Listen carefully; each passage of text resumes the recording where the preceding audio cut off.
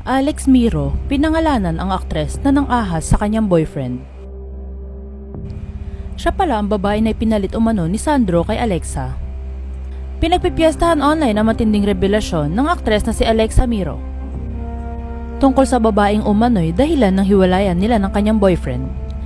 Si Alexa Miro ay isang aktres, host at social media personality. Sa nakaraang mga buwan, naging paksa ng mga usapan si Alexa nang paulit-ulit siyang makitang kasama sa iba't ibang mga high-profile events.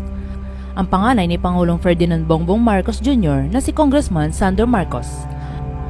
Ang kanilang madalas na pagsasama sa mga event ay naging dahilan ng mga espekulasyon tungkol sa possible romantic relationship sa pagitan nila.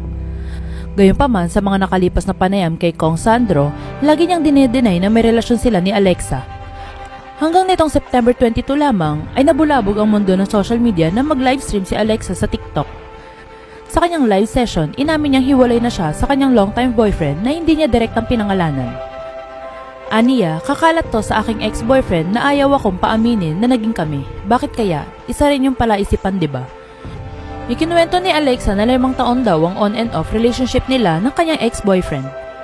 Naging emosyonal din siya habang nagsasalita tungkol sa kanyang karanasan, kung saan nagmumukha raw siyang laging kinikilig sa media habang dinideny siya ng kanyang boyfriend.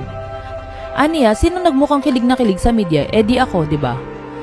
Nang tanungin ng mga netizens tungkol sa attitude ng kanyang ex-boyfriend, sang-ayon si Alexa na talagang dininay siya ng lalaki sa publiko. Aniya, yes, he denied me to the public.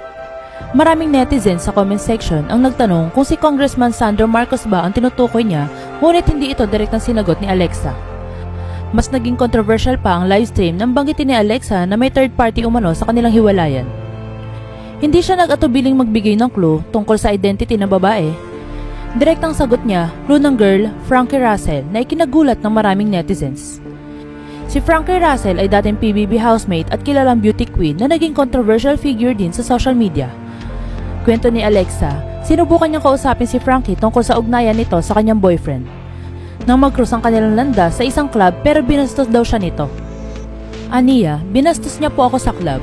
Pinaiyak niya ako kasi kinausap ko siya eh. Sabi ko, girl, at the end of the day, it's not just the girl's fault, and all I wanna know is if he said I love you and tried to touch her arm. Ngunit tinabig umano ni Frankie ang kamay ni Alexa nang hawakan niya sana ito. Aniya, tapos sabi niya, he already chose you, right? So get out of my face. So umiyak ako doon. Samantala, nilinaw ni Alexa na sa ngayon ay single na siya ngayon at handang mag-move on. Binigyan din ni Alexa ang importance ng self-worth. Aniya, we all deserve better, remember that. We all deserve better.